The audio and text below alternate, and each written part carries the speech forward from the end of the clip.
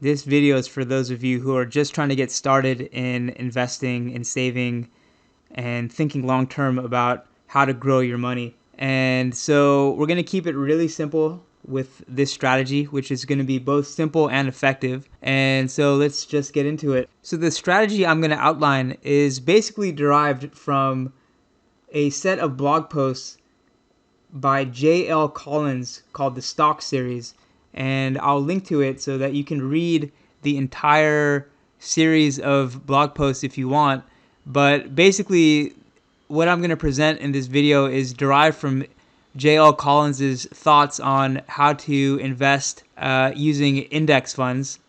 And so basically, again, if you want to read the entirety and kind of go into all the nitty-gritty details of why this technique or this strategy is effective over the long term and kind of the details behind it, then I encourage you to read the entire series.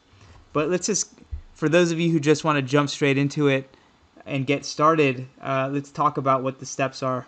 So before you start investing at all, I would say the first step is to accumulate a 6-month emergency fund in cash or a savings account before considering investing in any risky assets. So when we talk about investing, we're going to be putting our money at risk of loss potentially. So when you invest in the stock market, when you invest and buy a bond, if you invest in real estate, you can potentially lose your money. So with that risk is going to come some return, which is kind of the hope of investing, where the returns over time are going to exceed kind of the potential losses that you may incur in the short term if you invest well. So, if you're taking a lot of risk in your investing, you could end up losing. But if you invest in a moderate kind of risk level, the odds are that you're going to do just fine. So that's kind of the thought there. But there is a risk. So before you potentially put your hard-earned savings to risk of loss, you should definitely accumulate some emergency funds that you just hold in something like cash or just a very safe bank savings account. And typically, you want to have 6 months of your monthly expenses. So if you spend, let's say, $3,000 a month, then you want to have approximately $18,000 to $20,000 saved up just in cash, just in case you need to kind of smooth your earnings over because of job loss or you have some unexpected expense, etc. So once you have your 6-month emergency fund and you're ready to invest, the first thing to execute this particular strategy is to open a brokerage account and transfer funds to it. So I'm going to go into more detail about what this is, what a brokerage account is, and how to do it. So once you have money in your brokerage account, you're going to have access to buy securities. You're going to have access to buy stocks. And so the stock that we're going to basically be buying, the ticker symbol is VTI. And VTI is the Vanguard Total Stock Market Index Fund ETF. And ETF stands for Exchange Traded Fund. The technicalities of this are maybe not so important for you to know, but basically, just like buying Apple stock or Microsoft stock, VTI is a security that is available for you to buy through your brokerage account, just like you would buy a stock. However, it's not quite a stock in the sense of buying Apple or Microsoft or Google.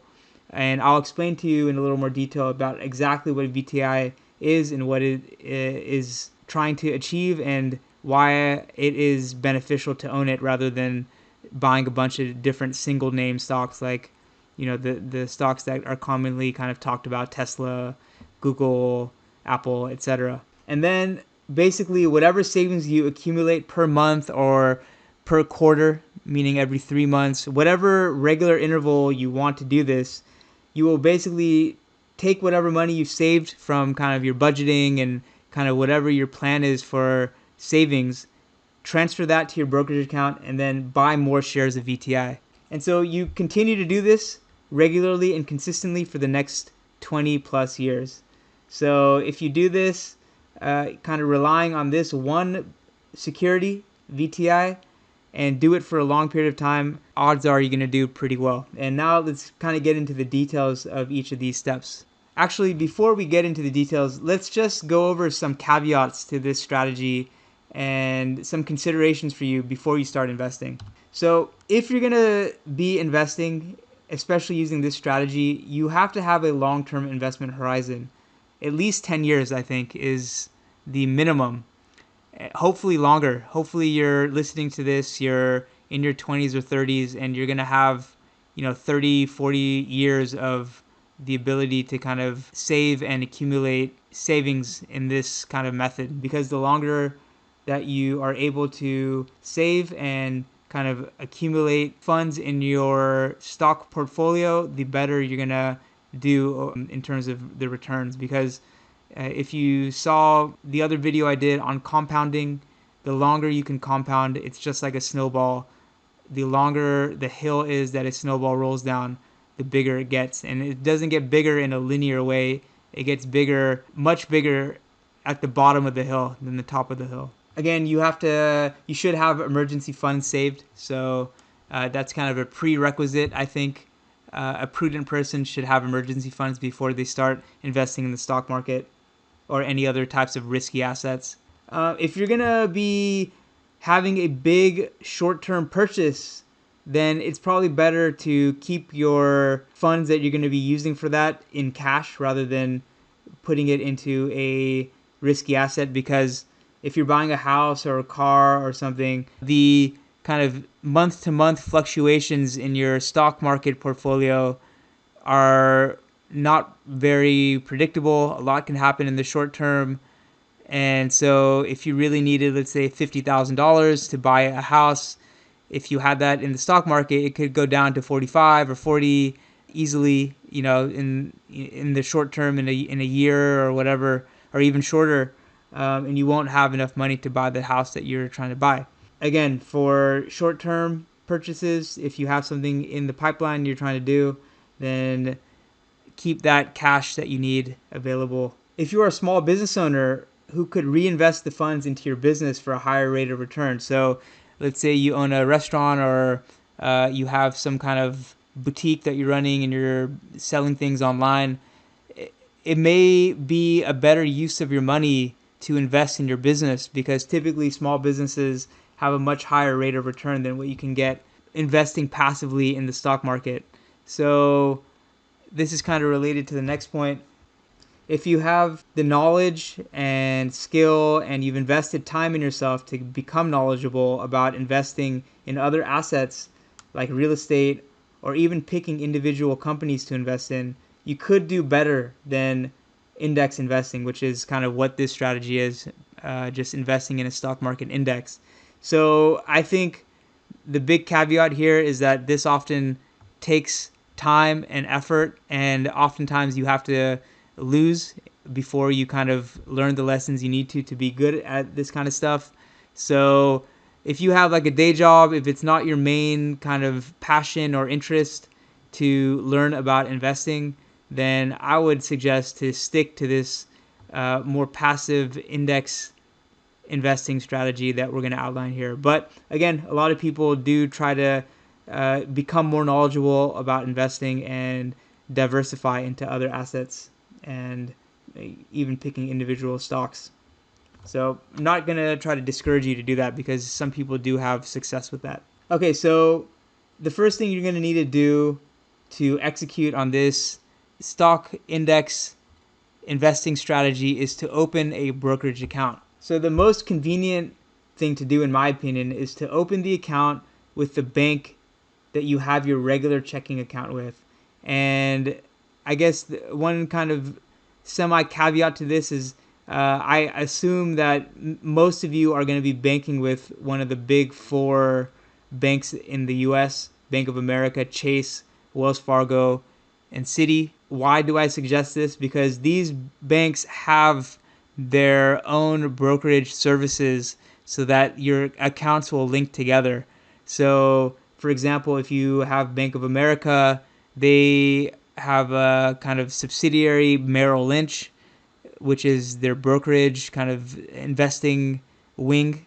So when you have a Bank of America checking account, you can just open a Merrill Lynch brokerage account and you can easily transfer money from your Bank of America account to your brokerage account, and it's all linked together. And so the same thing with Chase. If you have Chase, they have their own brokerage kind of service, and so everything will be integrated in one place. So it will just be an easy way for you to move funds around between your accounts, and I think it will just make it easier for you to be regular about your investing and do it on a regular basis. There are many online brokers who will work just as well, though there is some setup for being able to transfer funds from your main account to your brokerage account, and there's often, either a fee or some time period where it might take a couple of days for the funds to reach from your regular checking account to the brokerage account. And so the fees are minor. It might be just, a couple bucks, $3, $4. But, if you wanted an instantaneous transfer, like a wire transfer, it could be more. But, these online brokers sometimes have kind of introductory offers where they'll give you some money for free. So it could be worthwhile to open it with them. They also have extra features. So if you're trying to get more complicated with your investing, then some of these other platforms might be better. But for this particular strategy that we're going to be talking about, the regular brokerage accounts that you get with the big banks that integrate with your account will be just fine. So some online brokers that are kind of pretty big are Fidelity, E-Trade, Interactive Brokers. Interactive Brokers, in case any of you have a larger amount, 110K, I believe, is the amount that you need to get this Interactive Brokers account called Portfolio Margin. And that particular account will allow you to, let's say you buy, $200,000 worth of shares. If you needed access to those funds, you would have to typically sell some shares, get the money, pay the tax, if there's a capital gain, and it's kind of annoying. So what Interactive Brokers has for larger accounts is this portfolio margin account where you can just borrow against the stocks that you own, so you don't have to sell anything, and you just pay. It's a really low interest rate compared to the other providers. So if you have a larger account, I would recommend looking into Interactive Brokers. And then Schwab, Robinhood. I think a lot of people are starting to use Robinhood. It hasn't been always the most reliable service, but I think for the purposes of what we're trying to do with this, Robinhood will work just fine. And there's many others. Okay, so the next question is, why are we using VTI? Again, the Vanguard Total Stock Market Index ETF. Why is this the preferred vehicle for our investing? So the problem is that picking individual stocks that will outperform the overall market is very difficult. Most professional investors who try to analyze different companies and just pick the ones that they think are going to do better than average often fail to do this. And these are highly paid people. They have extensive training in investment analysis, and they still are not able to do this well. The ones that can, of course, make quite a bit of money, and some people have been consistent at being able to do this, but typically it's very difficult to do, and there's just a small number of people who have been consistently able to do it across decades. So given the fact that professionals find it difficult to pick individual stocks, you as a non-professional investor are going to find it probably impossible to do so. So that's why VTI is useful, because VTI lets you diversify across the entire US stock market. So that means you'll benefit from both the stable, large companies as well as the small, younger, fast-growing companies. So VTI is essentially like a vessel that contains a number of different stocks. So here are two comparisons. So on option one, let's say you just wanted to do analysis and find 10 stocks that you like. So let's say you buy stock 1, stock 10, and you have 10% of your portfolio in each one. Now, there are thousands of stocks different companies that are traded in the stock market. And so you're basically taking a very small sample by just having 10. And they're very concentrated because let's say one of your picks doesn't work out, you're going to take a pretty big hit because it's so concentrated. There's only 10 different positions. Now with VTI, it has basically hundreds of stocks that it owns. So it's going to own, it will be weighted by basically bigger companies like, let's say, Microsoft might be, 1% because it's such a big company. But then it's just going to own hundreds of other stocks, from all different industries. Because again, these 10 stocks that you buy, you may be skewed. You may, just buy the stocks that you know about, like Amazon and Tesla and Microsoft. But VTI is going to own all these random companies that do random things that are actually really profitable that you may not have any idea about, like National Oil Varco, which makes oil and gas equipment. So during times where oil and gas exploration is happening, and there's a lot of that company's going to do really well. It's a company maybe the common person doesn't know about, but it will be held within VTI. And since there's thousands, VTI doesn't actually own every single company.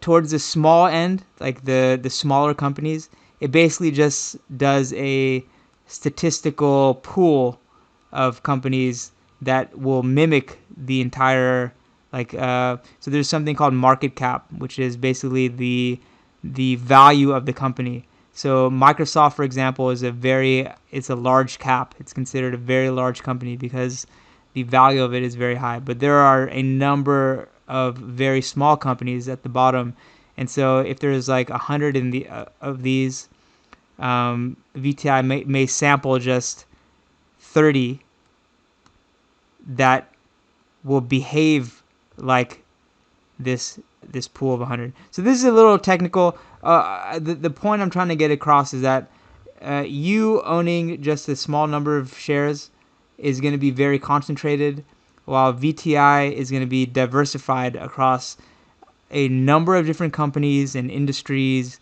and sizes of companies. So that's why it's very useful, because just buying this one fund, basically, you have access to this entire universe of companies. Okay, so you may have heard the term mutual fund. VTI is what's known as the ETF. There are some technical differences, and there are pros and cons for each of these.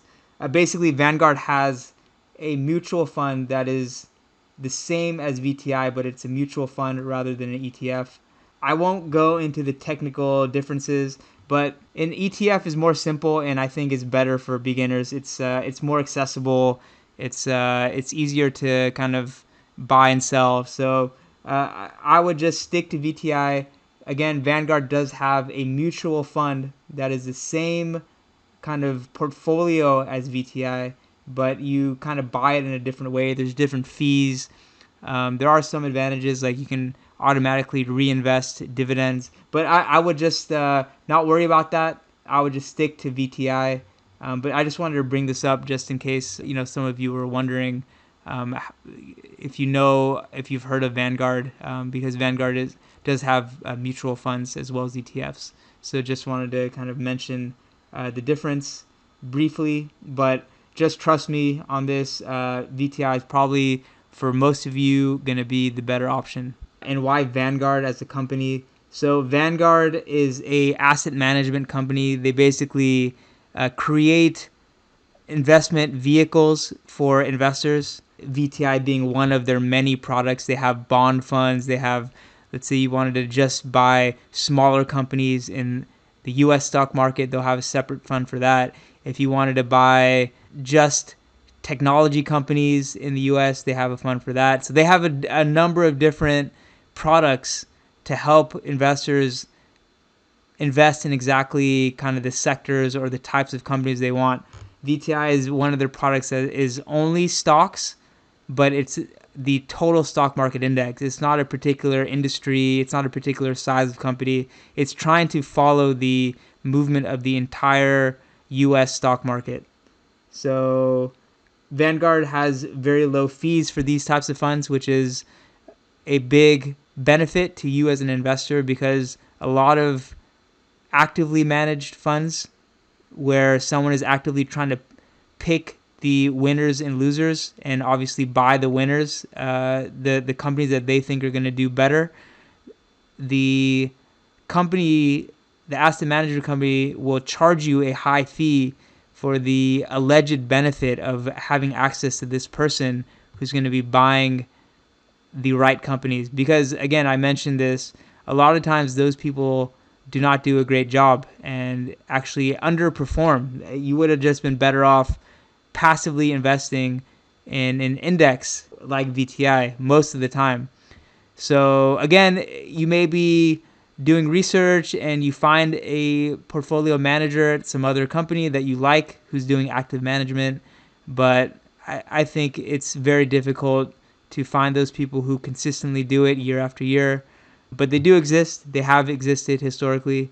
But I would say, unless you have the time and knowledge to figure that out, VTI is going to be just fine. You're going to do very well with it, because again, it's the minority of investment managers who can just beat passively investing in the market, which VTI is allowing you to do. So by basically being able to invest in the stock market as a whole, which is what VTI is kind of allowing you to do, you will get the return of how the stock market in general is doing. So some companies may be going up a lot, some may be going up a little, some may be even declining, but in general, as a whole, the stock market has historically delivered a approximately 10% return per year. And so one could argue that, that's been during a time in U.S. history where the economy was much smaller and it was able to grow a lot, because it's easier to go from a smaller base percentage-wise to a bigger one. But now that the economy of the U.S. is so big, it may be more difficult to return 10% per year. That is a potential legitimate critique of this 10% number, but it's still going to do very well compared to other asset classes that you may be thinking of investing in. The U.S. business sector is still the preeminent economic force in the world, and so you can assume that it's still going to be a very high returning kind of economy. So I still think it's a good bet on betting on the U.S. and the very innovative and profitable companies that this country produces. Okay, now I just want to talk about some of the potential drawbacks of investing in VTI. I don't think there's too many, but these are some just to mention. So you may be overpaying for trendy stocks. So stocks that become large because of trends, or basically companies that become overpriced. I'm thinking of Tesla being the most prominent, maybe, as I'm recording this in 2022. It is a company that makes vehicles, but doesn't make as many compared to many of the much larger automakers. But actually, according to the stock market, is worth more than pretty much all of them combined. So even though Tesla makes far fewer cars than Toyota or GM or Ford, the stock market is saying that Tesla is worth more than Toyota, GM, Ford, VW, Fiat, all these companies combined. It just, you could argue that it just doesn't make any rational sense. Yet, because VTI is trying to follow all the kind of companies that are in the market, and since Tesla represents now such a significant, large company in the market, VTI will be forced to buy it at the prevailing price. So just to include it, because again, VTI is trying to include all the significant parts of the US stock market. So it may overpay for Tesla. Maybe a smart analyst is going to just be like, at today's prices, Tesla's way overvalued. I'm not going to touch it with a 10-foot pole. VTI is basically kind of like a formulaic investor. It just kind of buys whatever is out there at whatever price because it's trying to track everything as a whole. So this may be a big kind of con for VTI. But then again, some smart investors may pass on a potential company that seems to them irrational, but actually turns into something really big. So VTI will benefit from that because it's bought it, kind of closed its eyes and just did it, and will benefit if the company actually becomes a big deal, which happens definitely. It's also psychologically difficult to avoid growth stocks that you basically see going up a lot, and instead of buying them, to just buy VTI. So for Tesla is another good example of this, where your friends might be investing in Tesla. They bought it when it was 1,000, and in a couple months it went up to 1,200, and they got a 20% return in a matter of months, while you're just kind of plugging away the VTI. But now this is I'm recording this in May of 2022. Tesla went from that 1,200, now it's around 720. So it dropped a lot. So those friends, would be down a lot. Now VTI is also down, but not by nearly as much percentage-wise. So so you're playing with fire potentially with these more sexy kind of high growth stocks that go up really fast, because they can fall really fast too, and maybe aren't even worth anything in the end, or worth a fraction of what people think they are. So you just need to be able to play the long game, understand that compounding works over time, over decades, not just 1 or 2 years. And so if you have that kind of straight in your head, then you'll just kind of turn off your greed receptors in your brain and just stick to your plan, buy VTI, and just wait for the decades and let time do its thing. Okay, so we mentioned this as one of the steps of just consistent and regular investing, and this is known as dollar cost averaging. It's incredibly difficult to time the market, meaning, if the stock market seems like it's really overvalued, some people will try to just wait till a crash and then invest. But it's incredibly difficult to do this. Sometimes a stock market will continue to go up for years when it's considered overpriced before it corrects. So again, many professionals try to do this, most fail. So you as a regular person are probably not going to have much better luck. And so it's important to be humble about this. Some people think that they have some early success in investing and that they're somehow geniuses and they know what they're talking about. But I think that's kind of a fool's errand, because you have to be doing this for decades to really see if whatever you're doing is going to work. And so, again, timing the market is difficult. So dollar cost averaging is basically you buy in consistent and regularly spaced intervals. So that means that you'll take advantage of when the market does go down and there's a correction, because you'll still have kind of cash available and you'll be putting money into the market at those times, as well as when the stock market is just going up, because you can't predict when things are going to go up and down. And so if there's like a long run up and you're just consistently investing, you'll have taken advantage of that run up. So a common mistake is to try to predict a crash and then pile in, and you often end up missing big run ups. So for example, the market may go up 80% and then down 20% in a correction. So a 20% correction is big, but you would have missed out on this entire run up of 80%. So let's say you have $100, and option one is just to wait, because you think right now the stock market is overvalued and it's going to drop. And so you're going to wait for the drop to invest this 100. The other option is to take the 100 and just put it into the market. And so you're going to go up 80%, so you'll have 180. But then it's going to crash down 20%. So that means it's going to go down to 144. So yes, you did take a pretty big hit. However, if you just tried to time this, you would have missed out on this big run up.